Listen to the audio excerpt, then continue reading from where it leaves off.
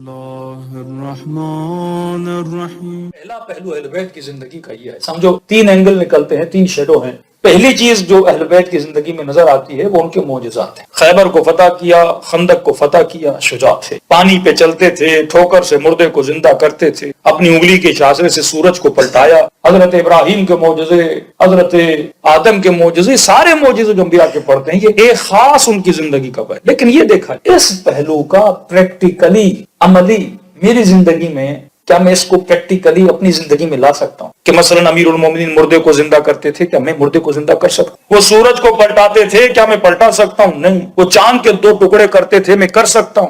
دوسرا پہلو اہل بیت کی زندگی کا، وہ اپنے زمانے میں کون سے کپڑے پہنتے تھے، ان کے گھر کیسے تھے۔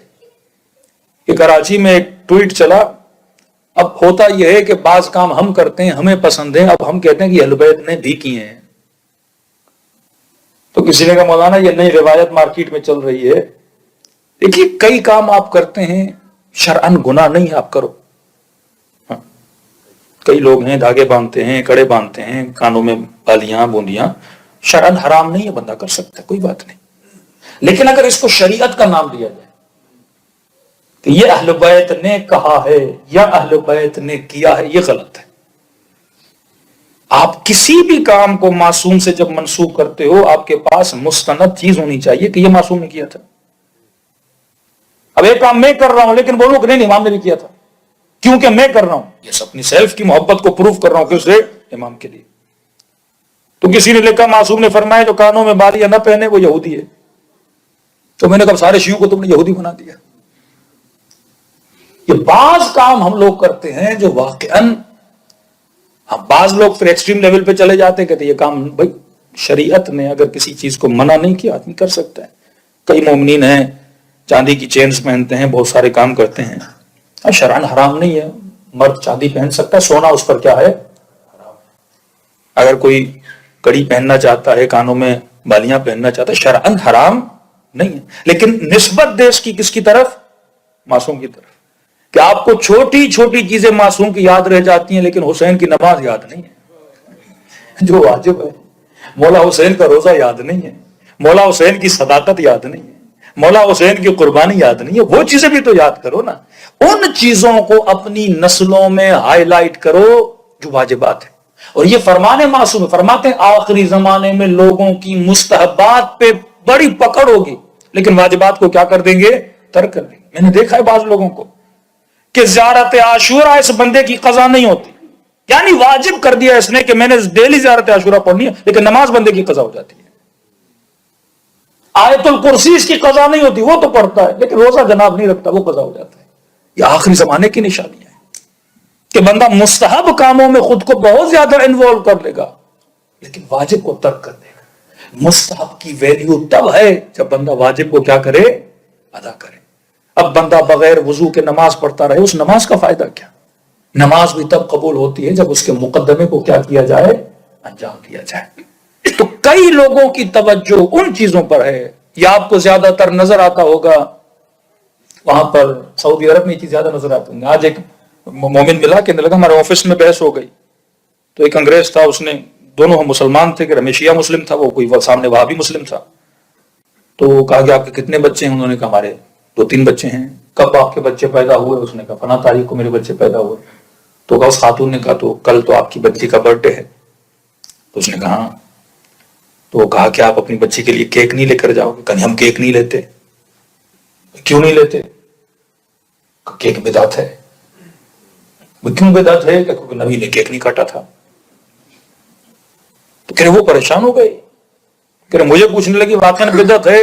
تو کہتا میں نے کہا نہیں ہے، ان کا اسلام بنایا ہوا ہے، یا اللہ کا اسلام بنایا ہوا نہیں۔ تو کہا اس کے ہاتھ میں سیمسنگ موبائل تھی اور میں نے کہہ دیا کہ نبی کیا ہے، کبھی موبائل یوز کیا تھا نبی نے؟ تو تم نے ہاتھ میں موبائل کیوں رکھا؟ یہ بھی کیا ہے؟ بدعت ہے۔ یہ ظواہر پرست۔ تو پھر تو کل میں نے مثال دی تھی، بریانی کھانا بھی بدعت، نہاری کھانا بھی بدعت، پیزا کھانا بھی بدعت، برگر کھانا بھی بدعت۔ بندے ہوتا زندگی کیسے؟ ایک انسان کو تو اسلام کے دائرے میں لانا چاہتا ہے لیکن تو چپک جائے کہ نبی نے اپنے زمانے میں یہ نہیں کیا تھا۔ بھائی نبی وہی کرے گا جو زمانے میں چیزیں اویلیبل تھی۔ اگر آج رسول خدا آ جائے کہ موبائل کا استعمال نہیں کریں گے، کئی لوگ کہتے امام زمانہ آئیں گے گھوڑے پہ آئیں گے، میں نے کہا تم سب گاڑیوں میں چلو گے، امام کیا گھوڑے پہ آگے چلیں؟ اپنے زمانے کی ٹیکنالوجی کو استعمال کریں، کیا منع ہے؟ یہ لوہا کس نے بنایا؟ اللہ نے بنایا۔ مشینری کس نے بنائی؟ اللہ نے بنائی۔ اپنے زمانے کی ٹیکنالوجی جو ان کے زمانے میں تو اس کو کیا کر رہے تھے؟ استعمال کر رہے تھے۔ آج کے زمانے میں اگر مولا کا ظہور ہوتا ہے تو اپنے زمانے کی وہ چیزیں جو شرعاً حلال ہیں ان کو کیا کریں گے؟ استعمال۔ لیکن خاص طبقہ ہے جو ان چیزوں سے لپٹ گیا ہے، چپک گیا ہے، جن کا پریکٹیکلی میری زندگی میں کچھ لینا دینا۔ پہلی چیز ان کے معجزے، میں معجزے نہیں کر سکتا۔ دوسری چیز اہل بیت علیہ الصلوۃ والسلام اپنے زمانے میں جیسی زندگی گزارتے تھے، جیسے کپڑا پہننا ہے، گھروں کی بناوٹ ہے، ان کی سواریاں ہیں، ان کے اپنے زمانے کے کھانے ہیں۔ عربستان بہت گرم تھا، ہمیشہ سفید کپڑا پہنا جاتا تھا۔ سفید کپڑا گرمی میں اچھا ہوتا ہے، کالے کپڑے کو مکروہ قرار دیا گیا کیونکہ کالا گرمی کو اپنی طرف کھینچتا ہے، سفید گرمی کو اپنے سے کیا کرتا ہے؟ دور کرتا ہے۔ اپنے زمانے کے حساب سے انہوں نے کئی چیزیں بتائیں، اس زمانے کے وہاں پر جو ٹیمپریچر تھا اس کے حساب سے اہل بیت نے چیزیں بتائی ہیں۔ پریکٹیکلی میرے لیے ممکن نہیں میں ویسا گھر بناؤں جیسا رسول کا گھر بنا ہوا تھا، پریکٹیکلی میرے لیے ممکن نہیں ویسے کھانے کھاؤں جیسے کھانے اس زمانے میں تھے۔ تیسری چیز ہے اہل بیت کے بتائے ہوئے اصول جو پریکٹیکلی میری زندگی میں کر سکتا۔ اب یا رسول اللہ کھانا کون سا کھاؤں؟ اصول بتایا، رول بتایا کہ کھانا وہ کھاؤ جو حلال ہو، جو طیب ہو، جو طاہر ہو۔ یا رسول اللہ لباس کون سا پہنوں؟ کہا جو لباس عفت ہو، لباس حیا ہو۔ اب وہ لباس پاکستانی اگر لباس میں حیا ہے وہ لباس پہ، اگر مثلا ویسٹرن کپڑے پہن رہے ہو لیکن اس میں حیا ہونا چاہیے۔ اگر اس میں حیا نہیں ہے، بندے کی پیٹھ نظر آ رہی ہے، بندے کی ٹانگیں نظر آ رہی ہیں، لباس اتنا تنگ ہے کہ جسم عیاں ہو رہا ہے، تو یہ لباس حیا، بندہ ویسا لباس پہنے۔ کتنی تبلیغ کی جاتی تھی کہ شلواریں ٹخنوں سے اوپر ہونی چاہیے۔ اب یہ بھی کنفیوژن ہے مختلف احادیث و روایات میں۔ اب میں نے کسی سے کہا کہ آپ شلوار ٹخنوں سے اوپر کیوں رکھتے ہیں؟ کہا نبی کی حدیث ہے کہ شلواریں ٹخنوں سے اوپر رکھی جائے۔ میں نے کہا رسول کے زمانے میں تو شلوار تھی نہیں، شلواریں تو آج کی پیداوار ہے۔ آج بھی آپ دبئی چلے جائیں، گلف کنٹریز میں عرب جو بڑا جبہ اور دشداشا پہنتے ہیں اس کے نیچے وہ دھوتی ٹائپ ایک چیز ہوتی ہے، وہ عرب میں شلوار کا کانسیپٹ نہیں تھا۔ وہ کیا پہنتے تھے؟ دھوتی ٹائپ چیز پہنتے تھے۔ اور حدیث روایت یہ ہے کہ جو امیر عرب تھے وہ اپنی امیری کو دکھانے کے لیے بڑے بڑے جبے پہنتے تھے۔ آپ نے دیکھا ہوگا آج کل جو بعض دلہنیں ہوتی ہیں جو پیچھے سے بہت بڑا پلو ہوتا ہے، لمبا ہوتا ہے، چلتے چلتے وہ زمین سے کیا ہوتا ہے؟ رینگتا ہوا جاتا ہے۔ وہ اپنی امیری کو دکھانے کے لیے قمیصوں کو بڑا کرتے تھے، اور جب گلیوں میں مدینے کی چلتے تھے وہ کپڑا رینگتا ہوا جاتا تھا۔ تب اللہ نے مذمت کی کہ کبھی بھی ریاکاری، عیاری نہ کیا کرو کہ اپنے امیری کو دکھا رہے ہو۔ تب حکم ملا کہ اپنے دشداشوں کو کیا کر دو؟ چھوٹا کر دو۔ اس دن کے بعد سب کے دشداشے مطلب فرق ختم ہو گیا کہ جناب امیر کون ہے، غریب کون ہے۔ یعنی امیروں کی نشانی تھی۔ کبھی عورتیں اپنے وجود کو دکھانے کے لیے اپنے سروں پہ جو جوڑا باندھتی تھی بہت بڑا باندھتی تھی۔ پھر رسول نے فرمایا کہ اپنے سروں کو، عورتوں کو کہا کہ اونٹوں کی کوہان کی طرح بڑا نہ کیا کرو۔ مطلب کوئی بھی ایسا کام، کوئی بھی ایسا عمل جس سے میں چار لوگوں کے بیچ میں یونیک نظر آؤں وہ منع ہے۔ مطلب میں اظہار وجود کرنے لگوں کہ کسی نے ایسا کام نہیں کیا لیکن میں کروں، میں یونیک لگوں۔ عورتیں بعض اپنے پاؤں میں پازیب باندھ کے چلتی تھیں، گلیوں سے چلتی تھی تو چھن چھن کی آواز آتی، منع کیا ایسا کام نہ کرو۔ ایسی خوشبو نہ لگایا کرو جسے نامحرم تمہاری طرف کیا ہو، اٹریکٹ ہو۔ الاعمال بالنیات، خدا نیت کو پڑھتا ہے۔ اگر میں گھر سے بن کے سنور کے اسی لیے نکل رہا ہوں تو چار لڑکیاں مجھے دیکھیں تو یہ بننا سنورنا کیا ہے؟ گناہ ہے۔ کئی نوجوانوں کو میں کہتا ہوں مصلی پہ اتنا کھڑا نہیں ہوتے جتنا آئینے پہ یونیورسٹی جانے سے پہلے کھڑے ہو جاتے ہیں۔ صلوات پڑھے محمد و آلہ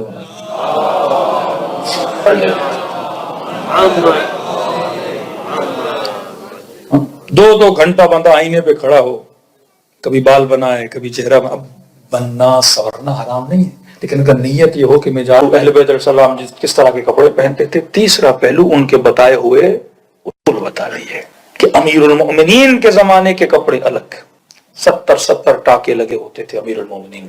اعتراض امام حسن پہ ہوا، اعتراض چھٹے امام پہ ہوا، اعتراض امام رضا پہ ہوا کہ مولا آپ کے کپڑے اتنے اچھے کیوں ہیں؟ تو امام نے پھر دلیل دی۔ یہی داڑھی کی مثال سب سے بڑی ہے کہ ایک بندے نے امیر المؤمنین پر اعتراض کیا، خود مولا کے زمانے کہ یا علی، رسول خدا کا فرمان تھا کہ اپنی داڑھیوں کو یہودیوں کی طرح نہ رکھو، لہٰذا ہم رسول کے زمانے سے لے کر آج تک اپنی داڑھیوں کو خضاب کر، لیکن یار یہ آپ کی داڑھی سفید کیوں ہے؟ آپ نے داڑھی کو خضاب کیا؟ امام فرما صحیح ہے، رسول کا فرمان تھا کہ داڑھیوں کو یہودیوں کی طرح نہ کرو، لیکن وہ زمانہ کون سا تھا؟ کہ یہودی تھے زیادہ، ہم تھے کم۔ اب یہاں پہ غور سے سنیے کہ اس معاشرے میں آپ کے اوپر بڑا فٹ مثال ٹھہرتی ہے. ایک معاشرے میں اقلیت میں ہوں, مد مقابل والا بندہ اکثریت میں. مثلا آپ لندن میں رہتے ہو تو یہاں پہ مثلا کرسچن زیادہ ہیں, مسلمز کم ہیں.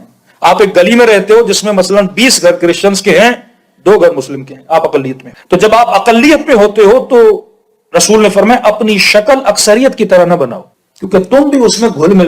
اگر سب کے بالوں کے سٹائل, کپڑوں کے سٹائل وہی ہیں اور وہاں پہ تم بھی باہر نکلتے ہو, تیرا سٹائل بھی انہی جیسا ہے, تو دیکھنے والا نہیں سمجھ پائے گا کہ مسلمان کون ہے, کرسچن کون ہے. تو یہودی بھی داڑیاں بڑی رکھتے تھے, مسلمانوں کی بھی داڑیاں بڑی. یہودیوں کی داڑیاں بھی سفید اور مصطفیٰ کے ماننے والوں کی بھی داڑیاں سفید. اب جب یہ چلتے تھے تو مکے کے مشرک سمجھتے تھے سارے کے سارے یہودی آ رہے ہیں. تو فرمایا داڑیوں کو خضاب کرو تاکہ دور سے پتہ لگے کہ محمد والا کون ہے, رسول والا کون ہے. امام نے فرمایا اب معاشرہ بدل گیا, اب ہم ہیں اکثریت میں, وہ ہیں اقلیت میں. اب ان کو چاہیے کہ ہم جیسی داڑیوں کی داڑیاں نہ رکھیں. اگر وہ ہم جیسے حلیے بنائیں گے تو کوئی بات نہیں, وہ بھی کیا لگیں گے, مسلمان لگیں گے. اب وہ ہمارے معاشرے میں ہضم ہو چکے ہیں, مل چکے ہیں. اب سوال یہ ہے کہ یہاں پر ایک خاتون, ایک بچی, ایک ماں, ایک بہن جب کسی مال میں جاتی ہے, آپ مال میں نگاہ کرو, 200 لڑکیاں ہیں جو کرسچن ہیں, ایک لڑکی مسلمان جاتی ہے. یہاں پر ہے کہ تم اپنا حلیہ ایسا بناؤ کہ دور سے پتہ لگے رسول کے ماننے والی آئی, دور سے پتہ لگے کوئی علی کا ماننے والا آ رہا ہے. ایک لڑکا مسلمان ہے, سارے کے سارے یا ہندو ہیں یا کرسچن ہیں, پتہ تو لگے کہ کون اسلام کا ماننے والا ہے, تمہارے حلیے سے, تمہارے کپڑوں سے, تمہارے حجاب سے. لیکن اگر میرا حلیہ بھی ان جیسا ہو جائے, قیامت کے دن انہی کے ساتھ اٹھایا جائے گا. میرے فیشن سارے ان جیسے ہو جائیں تو قیامت کے دن مجھے انہی کے ساتھ کیا کیا جائے گا, اٹھایا جائے گا. تو انسان کو ویسا بننا چاہیے. اکثر نوجوان واقعا چھوٹی چھوٹی باتوں پہ شیعوں کو گمراہ کیا جاتا ہے کہ دیکھو ایران جاتے ہو, ایرانی علم نہیں لگاتے. شیعہ تو اصل ہم ہیں, ہم غازی عباس کو مانتے ہیں, یہ ایرانی دیکھو اپنے گھروں پہ علم نہیں لگاتے. اصلاً کبھی سوچا کہ پاکستانی شیعہ گھروں پہ علم کیوں لگاتے ہیں؟ کبھی اس بات پہ غور و فکر کیا؟ 10 گھر ہیں اہل سنت کے, ایک گھر ہے مسلم شیعہ کا. اکثر لوگ سندھ جاتے ہیں, کہتے ہیں مولانا ایسے لگتا ہے سارا سندھ شیعہ ہے, اور روڈ سے گزرتے ہیں علم علم علم علم ہر جگہ. اب 50 گھر بھی ہونا کسی گاؤں میں, اور ایک گھر پہ علم لگاؤ, رات کے اندھیرے میں 50 نظر نہیں آئیں گے, ایک عباس والا نظر آئے گا. نشانی لگاؤ تاکہ اس اکثریت میں جو تمہاری اقلیت ہے وہ بھی لوگوں کو کیا ہے, اظہار وجود کرو. جلوس کا کانسیپٹ کیا ہے بھئی؟ یہاں کون سے مسلمان ہے کہ آپ روڈوں پہ نکلتے ہو یا حسین اور یا حسین کرتے ہو؟ نہ یہ امام حسین کو جانتے ہیں, نہ رسول خدا کو جانتے ہیں. ایک کرسچن کنٹری میں ہم کہتے ہیں ہمیں بھی یا پاکستان کی طرح جلوس نکالنا. جلوس کا کانسیپٹ ہے اظہار وجود کرنا, کہ یہ کمیونٹی یاد رکھے کہ یہاں پہ بھی کوئی کمیونٹی رہتی ہے جو حسین حسین کرنے کو. کئی چیزیں اظہار وجود کی ہوتی ہے. لیکن اگر ایک ملک میں ہیں ہی شیعہ, وہ کس کو دکھائیں گے کہ ہم شیعہ ہیں؟ دکھایا وہاں جاتا ہے جہاں آپ کو مانا نہیں جاتا, اظہار وجود کیا جاتا ہے. کالا لباس اظہار وجود کی نشانی ہے, چہرے پہ داڑھی